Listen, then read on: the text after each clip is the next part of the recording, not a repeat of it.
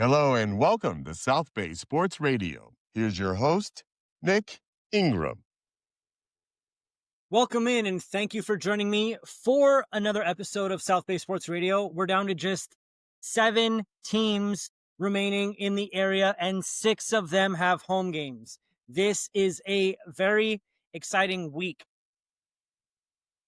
We'll hear from Keith Ellison following Redondo's upset of Torrance and Guy Gardner after Palos Verdes' huge victory over Valencia.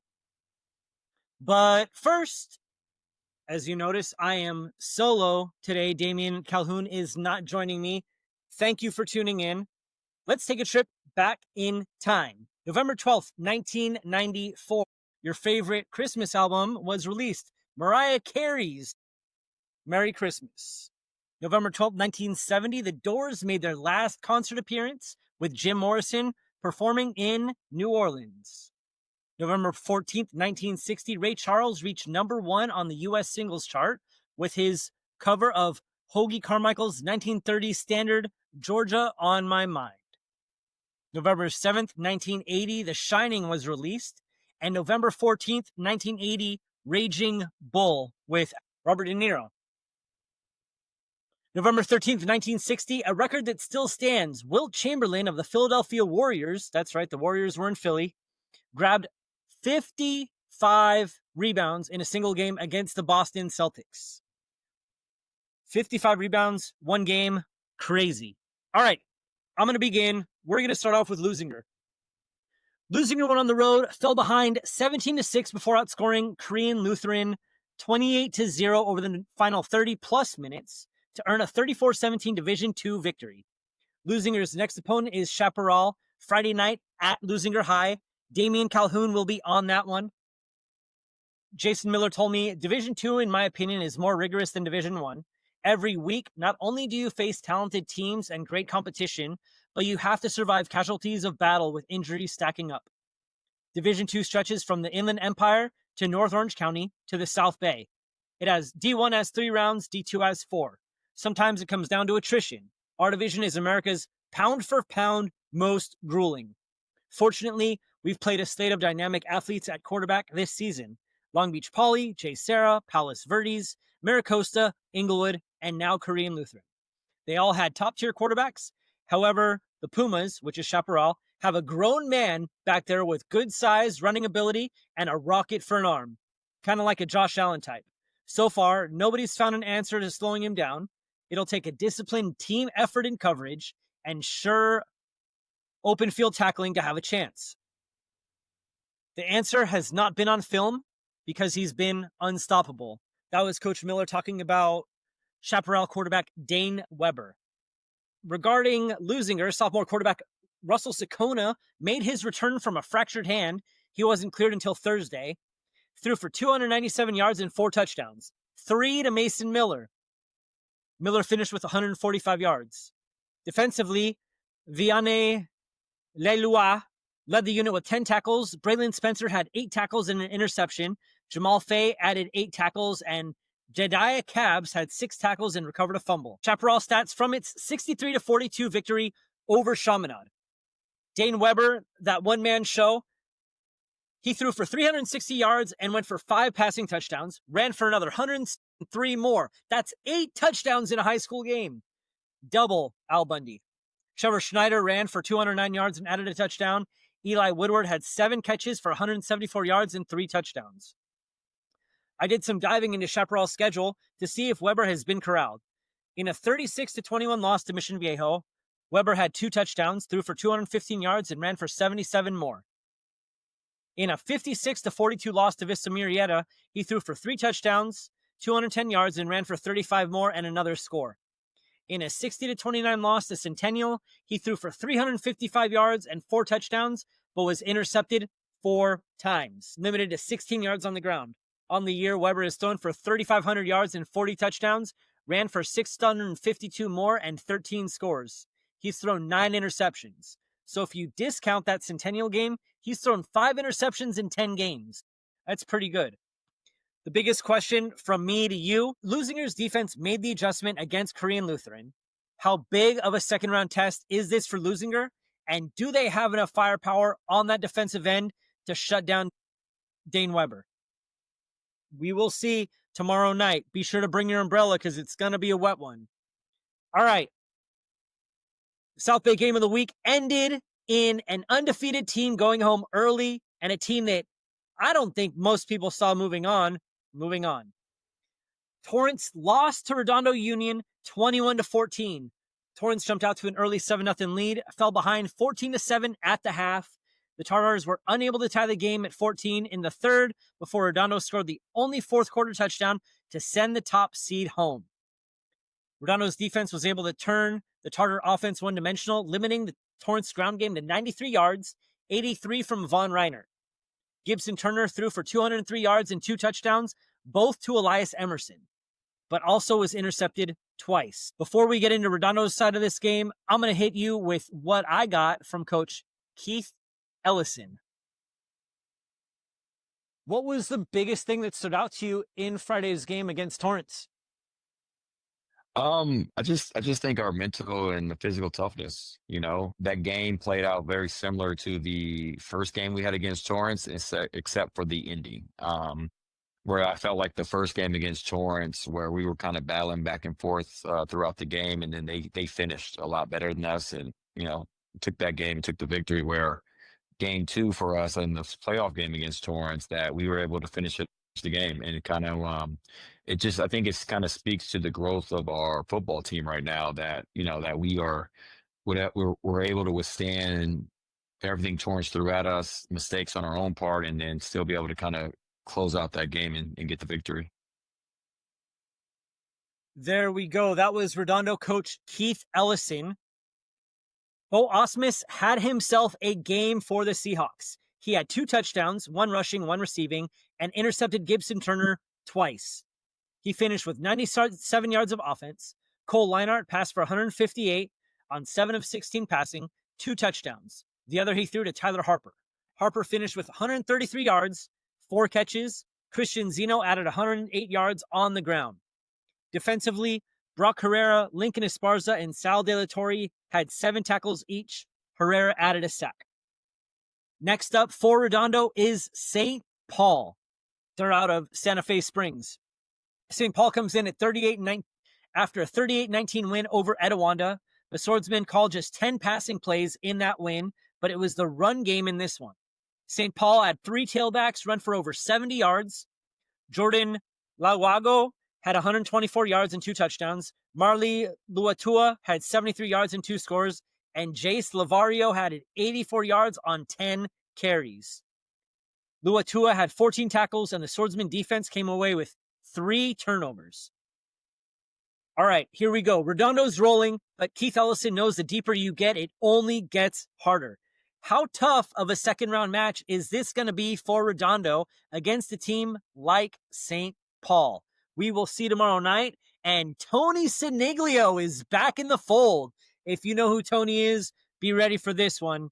One of my favorite prep sports writers of all time. Palos Verdes High School with the comeback on the road. What is it about Road Warrior Palos Verdes? You tell me. We talked last week about Smash Mouth Sea King football, but this was the PV comeback of epic proportions. Trailing 27-7, PV outscored Valencia 35-7 over the final 2.5 quarters to advance behind a 42-34 victory. Up next, night game at Palos Verdes. 7 o'clock kickoff. I've got a little bit from Coach Guy Gardner. He left me a voicemail. We are going to hear from that. That's about 2.5 minutes. Hey, Nick, thanks for having me. And thanks for doing all that you do covering high school sports, especially here in the South Bay. Yeah, crazy game last week. You asked me about describing my emotions throughout that game. Yeah, I don't know. You just kind of get into the game and concern yourself with how to get better, how to get a positive play when things aren't really going well. So you just kind of get lost in that. I think maybe it's the emotions are, if you're watching that game, I can imagine that's going all over the place. But I think when you're in it, you tend to just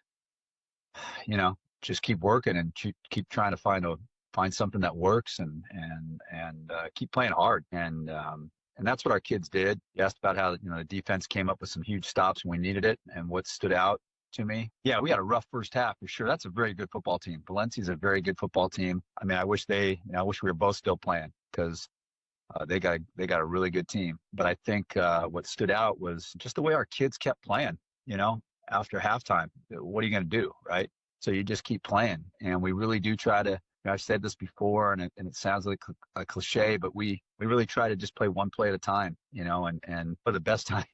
That's when that really has to happen. When things just aren't looking too good, you're not, you're getting beat up pretty good. You just got to keep fighting, and that's what our kids did. And we got fortunate for sure with turnovers, but maybe those don't happen if you don't keep fighting and keep playing.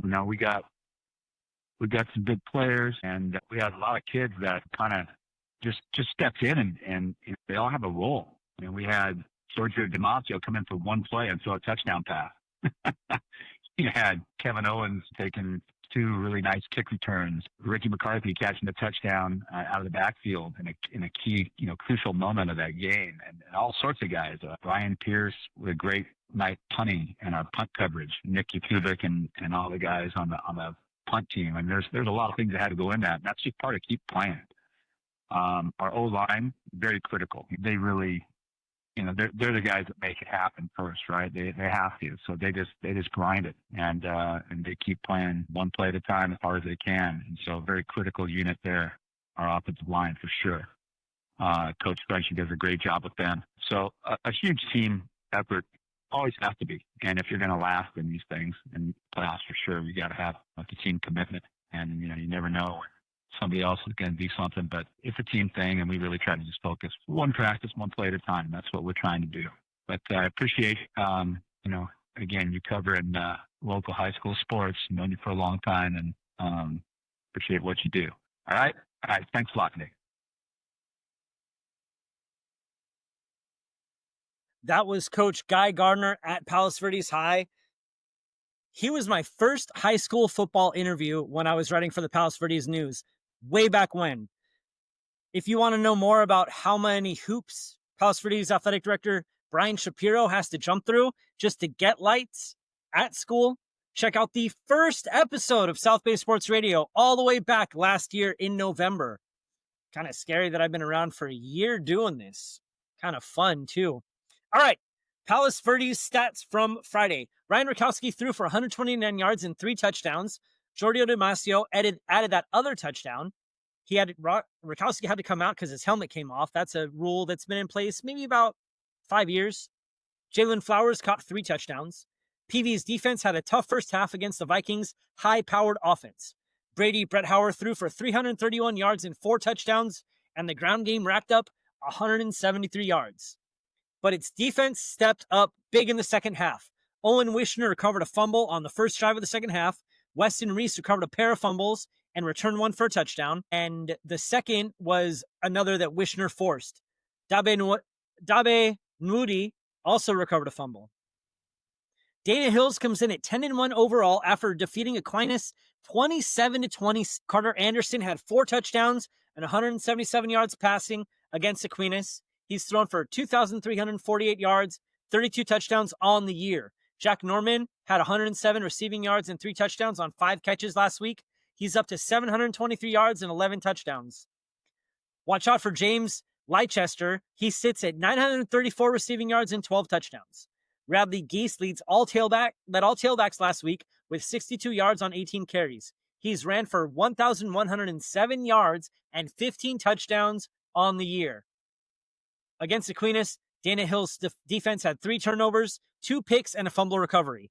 All right, here's my question to you. Second round at PV. We know this game is going to be nuts, especially with it being a night game. What's going to be the key to PV not falling behind early? You want to hear my side of it? Defense. Defense. Converting on third downs, not getting into second and long, third and long, not needing to convert fourth downs early in the game. We know Guy Gardner. I remember those games where he's going for it on 4th and 5, calling him Big Balls Guy.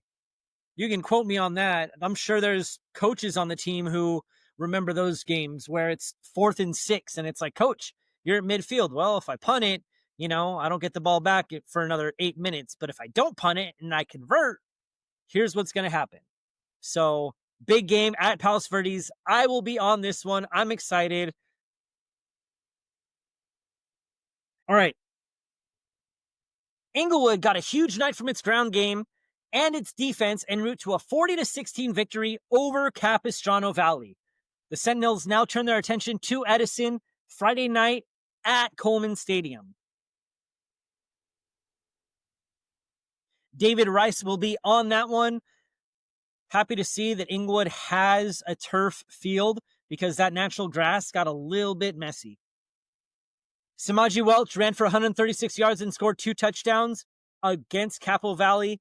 Mason Harvey ran for 2 more, needing just 3 carries, picking up 30. Marlon Watson ran for 98 yards and 14 carries. Alan Wilson added 82 yards on 8 carries and a score. And Inglewood's rushing attack totaled 6 touchdowns and 395 yards. Wilson added 101 yards receiving. Lincoln John dropped back to pass 15 times, throwing for 169 yards. The Sentinel defense limited Capital Valley to 213 yards, including 41 on the ground. Robert Nobles led the unit with 16 tackles and a sack. Noah Clark had 10 tackles and a sack, and Andre Nickerson had a sack and an interception. Chase Wesley added another interception. Edison is up next for Inglewood. The winner of this game plays the winner of the Palos Verdes Dana Hills game. So I know that both of these teams want to play PV. Edison because it's become a rivalry, and Inglewood's looking for retribution from earlier in the season. Edison finished 4th in the Alpha League, which features top Orange County teams such as Mission Viejo, San Clemente, and Los Alamitos. Edison's fresh off a 31-19 victory over Huntington Beach. Those two used to be league rivals. Sam Thompson threw for 227 yards and 3 touchdowns. And Matthew Au had a big night, racking up 159 receiving yards and a touchdown on 8 catches. He also recovered a fumble on the defensive end. Inglewood's defense had a huge game against Capital Valley. We know the Sentinels' non-league schedule was set up for a postseason run like this. And this is a tough Edison team. Who needs to step up on both sides of the ball for Inglewood to prevail? What do you think? Let me know in the comments. I want to hear from my listeners. I appreciate every one of you, regardless of how long you tune in for. Mira Costa finishes the season at 7-4 after falling to Chino Hills in a Division III first-round meeting last Friday. They lost 42-35. Chino Hills scored 21 points in the 4th quarter and limited the Mustangs' ground game to 34 yards. AJ McBean had 1 carry for 4 yards. Liam Meeker was limited to 156 yards passing and a touchdown. Mira Costa was doomed by special teams miscues as well, allowing 2 kickoffs to be returned for a touchdown.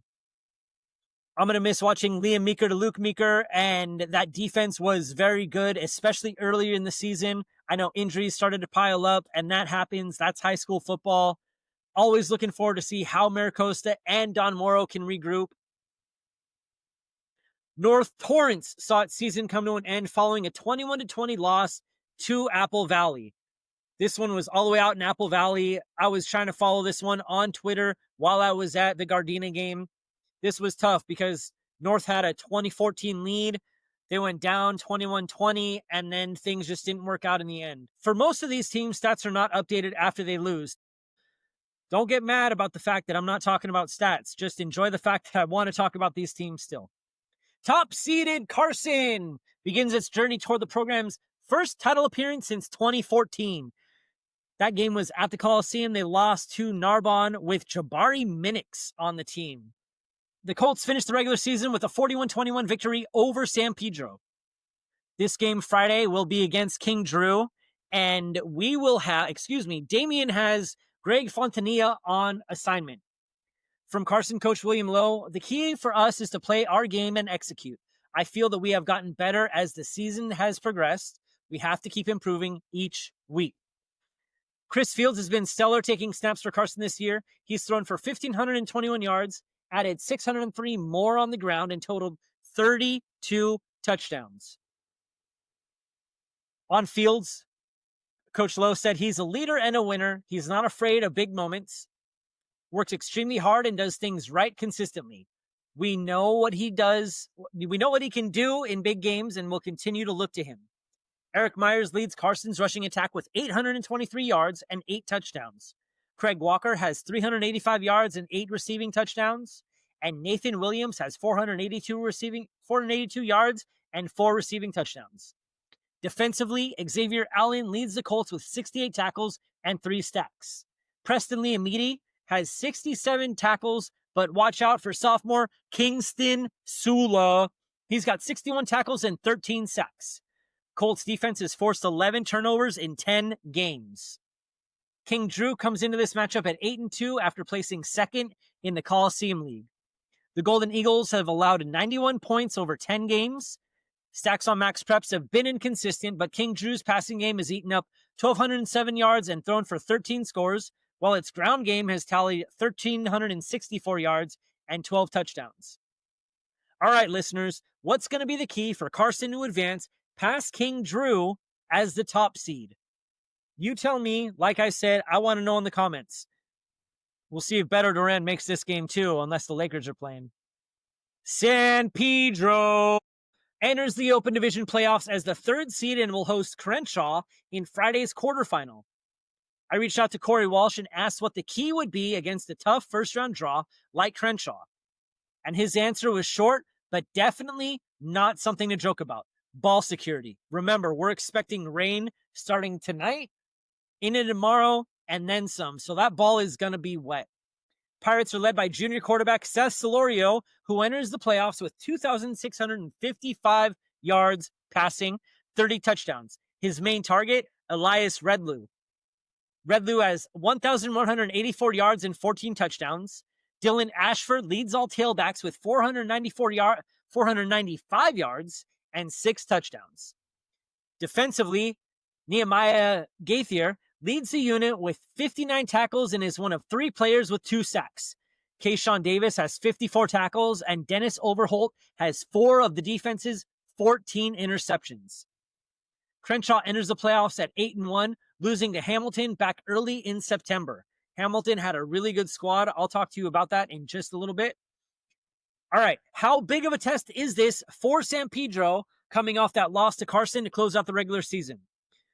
San Pedro hasn't turned the ball over much this year. They've had a tough non-league schedule. They did lose to Carson as their lone loss in the Marine League, but this is going to be a big test. We know that Pedro likes to schedule tough non-league opponents in its non-league schedule. So the El Medina game, the Torrance game, all those games, they're going to have to learn a lot from just to contend.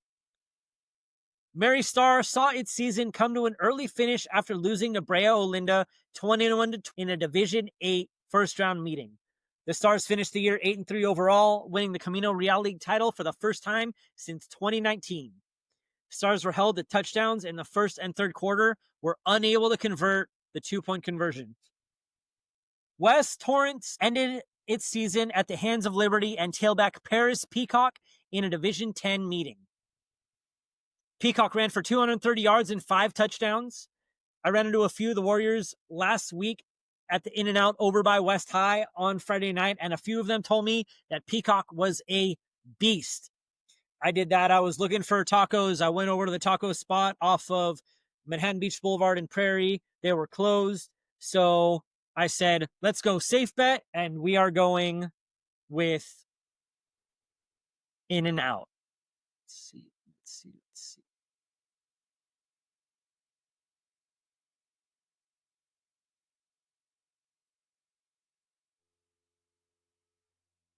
All right, moving on. El Segundo was unable to slow Calabasas' run game, particular Kane Miller, losing on the road 41. Miller ran for 195 yards and a touchdown against the Eagles defense. Ryan Wysek threw for 209 yards and 2 touchdowns, added 125 more on the ground and another score. Chase Mattoon had 86 yards and 2 receiving touchdowns. Banning season came to an end as well after a 36-15 loss against Van Nuys.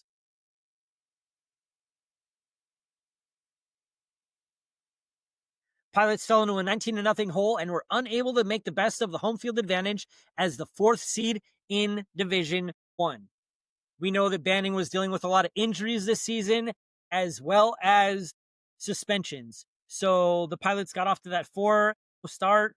They lost 5 in a row before winning their last game of the year. There's always hope for Banning moving forward because the Pilots are known to progress players. They start players early. You've got freshmen, you've got sophomores on your starting offense and defense. So look out for Banning next year. I know that San Pedro returns a lot and Gardena's young as well, but don't count Banning out. You can never count a Marine League team out, especially with the kind of fire that Banning usually has. Westchester fell to Franklin 35-15 in the opening round of Division 1. Franklin scored 28 points in the opening half, getting the most out of its aerial attack. Albert Cardenas threw 4 touchdowns and 279 yards against the Comets' defense.